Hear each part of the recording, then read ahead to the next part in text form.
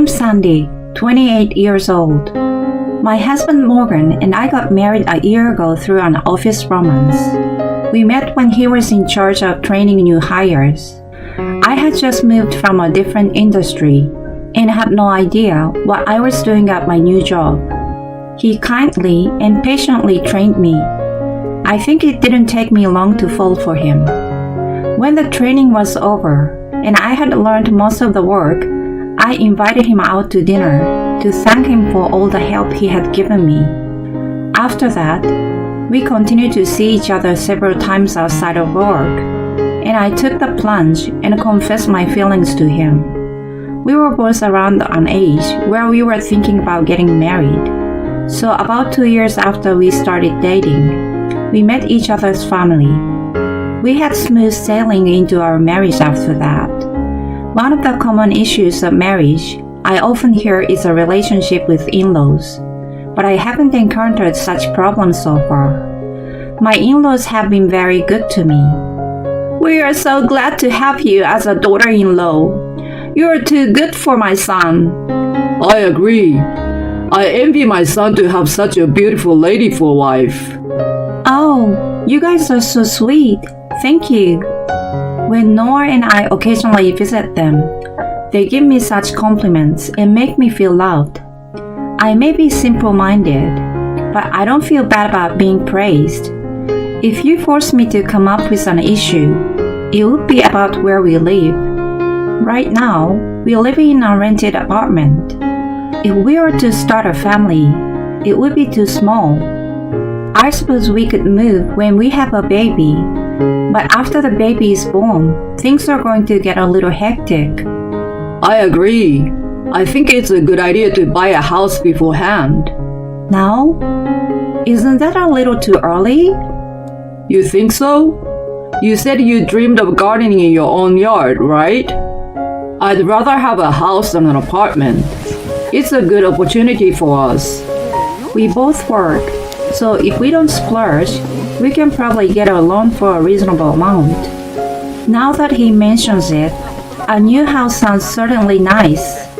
Once I get the idea, I'll start visiting real estate agencies with Morgan on weekends. My parents are very supportive of the idea and are helping us find a house and giving us advice on mortgage and property contracts.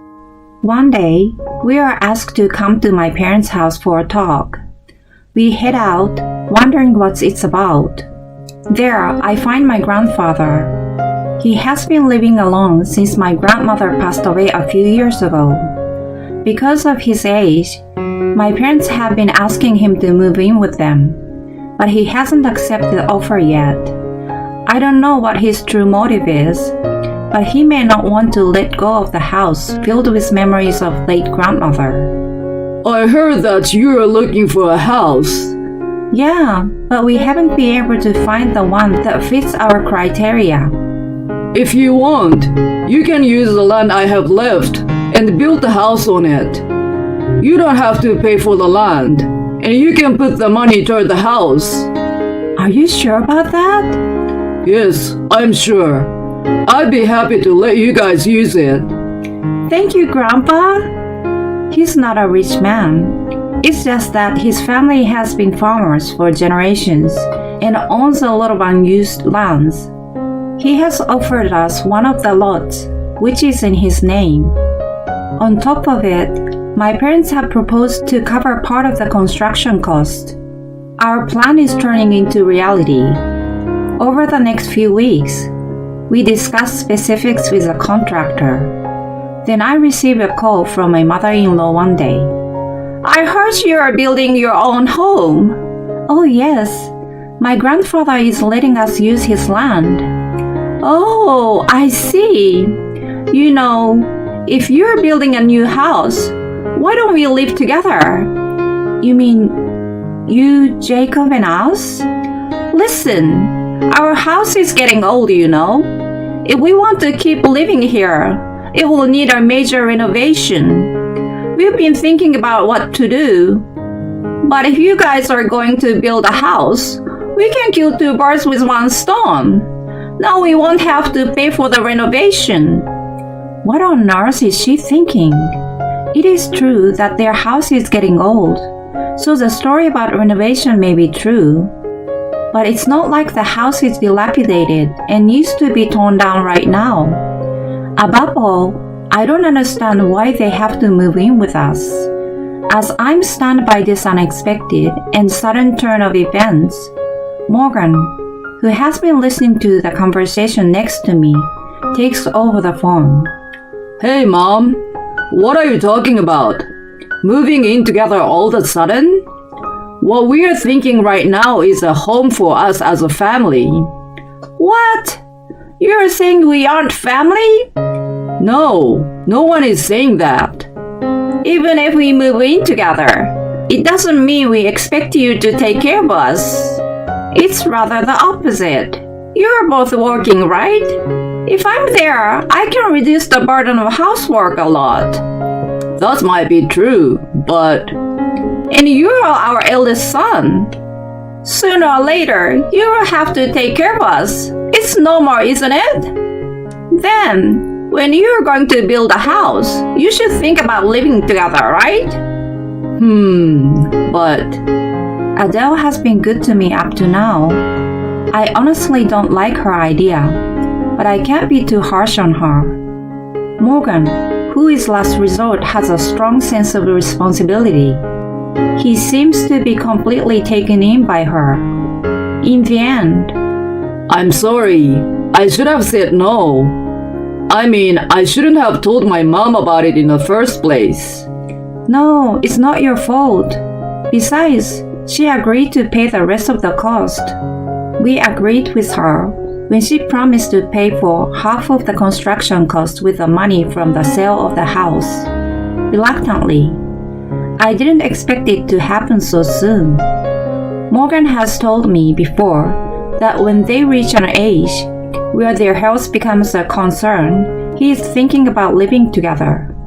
When it happens, I thought I would just accept it quietly. It's too soon and so sudden.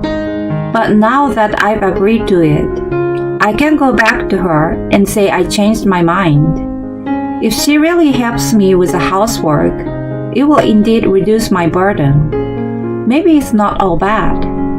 It's a shame that I will have less private time with Morgan, but I try my best to think that there are some advantages to living together.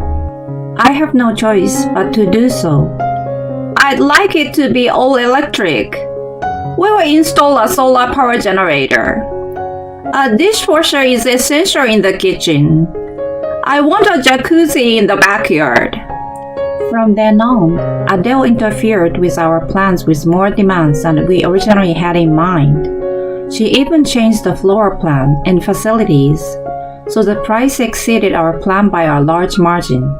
Now that the house is ready, she still hasn't paid us the money she had promised. Well, Adele, we have to pay the contractor. What's going on with your promise? Oh, that. It seems that they are late in transferring the money for the sale of the house. Can you pay for it first? I will pay you back later. No way, I can't do that. What do you mean? You're both making money, so you have plenty, don't you? I had Morgan urge her several times to pay the money, but my in-laws never paid when it was due. I ended up having to beg my parents for a loan. My in-laws promised to cover the shortfall in construction cost, so we did not apply for a mortgage. Even though both of us have been working, we haven't been able to save that much money in such a short time. There was no way to cover for my in-laws as easily as Adele thought. We promised my parents that we would pay them back as soon as my in-laws paid us. Whoa, it turned out nicer than I thought it would. Don't you think so? I do. The in-laws look at the completed house from the outside and are very pleased with it. As soon as they get a set of keys, they move in right away. Jacob, who has somewhat more common sense than Adele, seems to have some thought on the matter, but he's too meek to say anything.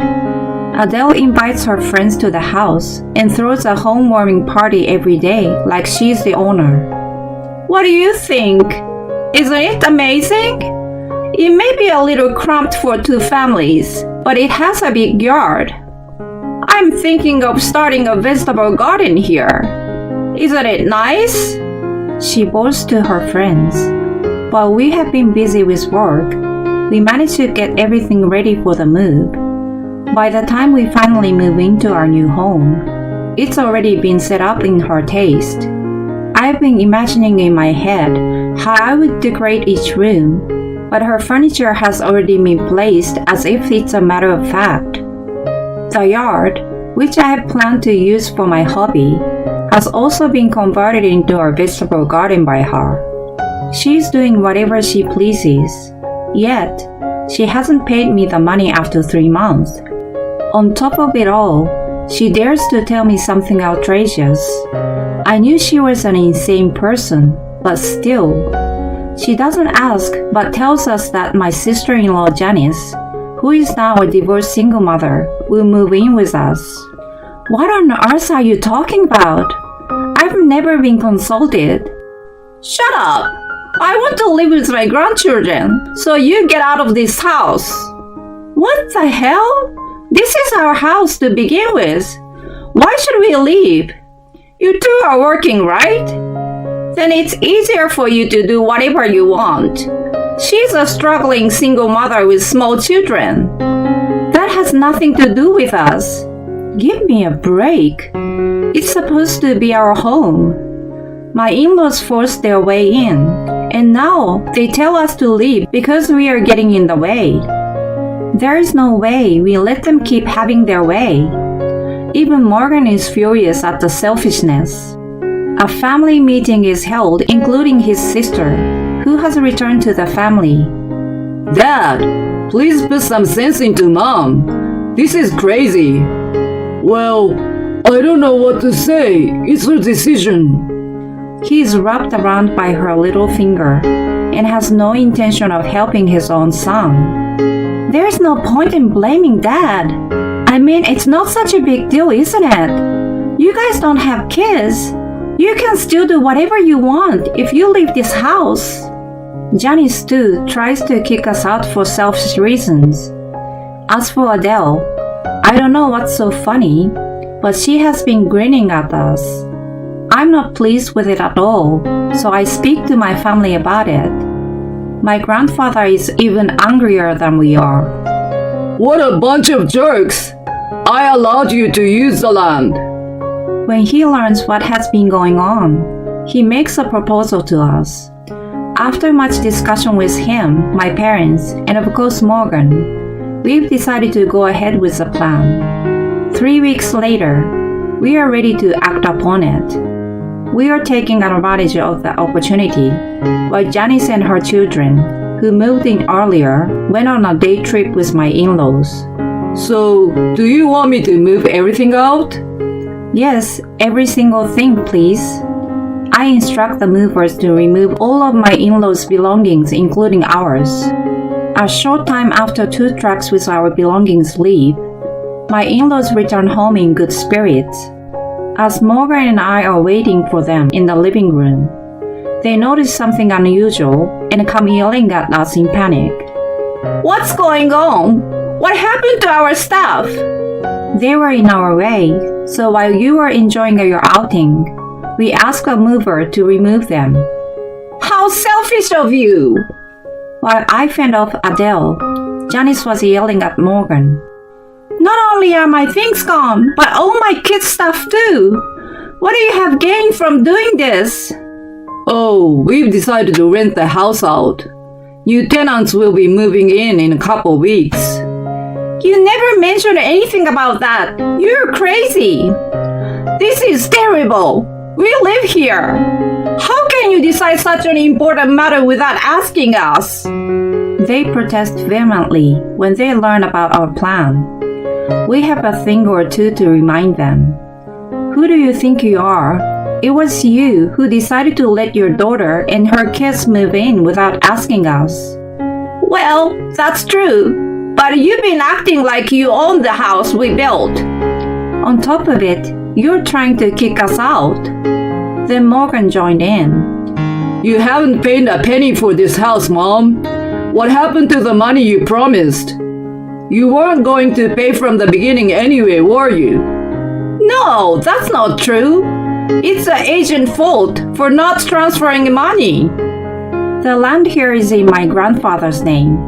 The house is in our name. We don't need your consent to rent it out.